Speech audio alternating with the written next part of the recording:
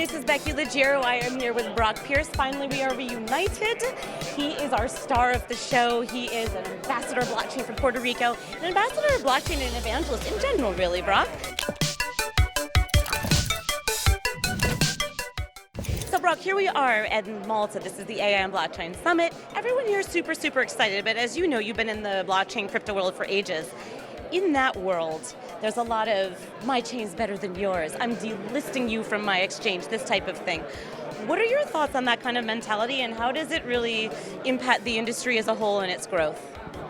Well, I look at it from sort of a theological sort of perspective, and my chain is better than your chain reminds me very much of sort of religious fundamentalism.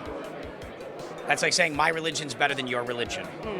What I believe is that if any of us is successful in changing the world and making it a better place, we all win. And so we should be supporting each other, even if we have disagreements about our approaches. Yeah. It's all an A/B test in solving the world's most important problems. And we are a small, nascent industry, even today, relative to the things that we're attempting to change. We shouldn't be fighting with each other. We should be learning from each other. And attempting to solve problems, even if we have disagreements about the way, the process or the approach. We're all trying to do the same thing. Yeah. The person we disagree with, we have more in common with than we realize. So can you tell me about the growth of crypto and blockchain in the gambling industry since you first really started coming around to talk about it? Where are we today? Well, this is one of the things that most people don't understand about innovation. Innovation typically comes out of the fringes.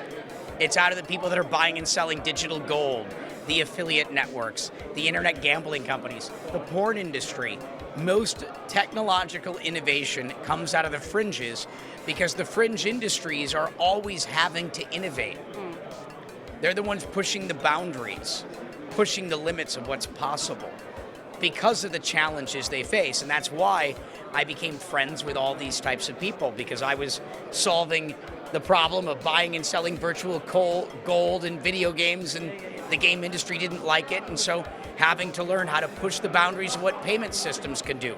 And that's why I got along so well with all the internet gambling people, because they're like, Brock, you have the same problem we have. Yeah. And the adult industry was like, you have the same problem we have. And today it's been the cannabis industry. Everyone has come to me and they're like, you must have the answers.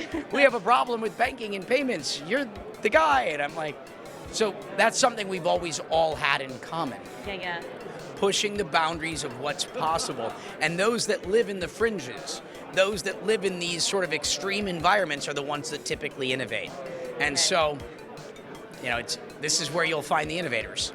Very good. And the people that have pushed the, the Satoshi likely came from that world. Yeah.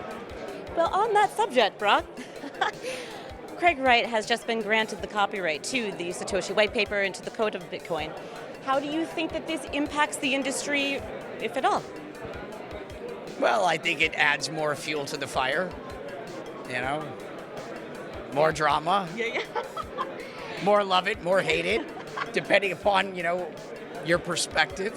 Yeah, and this world is definitely no stranger to drama. I know that Tether, which you've been involved with, has been accused of pumping the price of BTC. Can you tell me your thoughts on these reports that have come out? The vast majority of it is FUD. Yeah. Tether has clearly made some mistakes, which we've all seen here. Bitfinex should not have borrowed money from Tether when their money got seized. And if they were going to do that, it should have been fully transparent, especially in light of all the accusations. But what we've all seen here is that Tether really did have the money until recently. And then there's been one other minor faux pas, which is major in the world of transparency. It looks like they used some of the Tether funds to buy Bitcoin.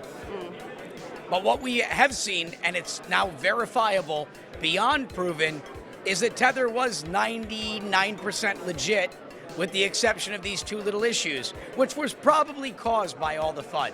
Yeah. In terms of the manipulating of price, I've not seen anything throughout all of this that proves or even suggests there's any reality there. It's mostly been competitive exchanges paying people to create fake news, as far as I can tell.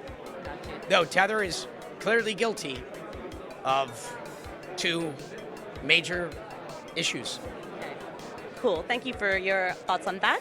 And I also know that you're really good with educating people on how to use crypto and really how to get familiar with the industry. How can people really just avoid scams and scam coins and things and really learn how to use the technology to better the world?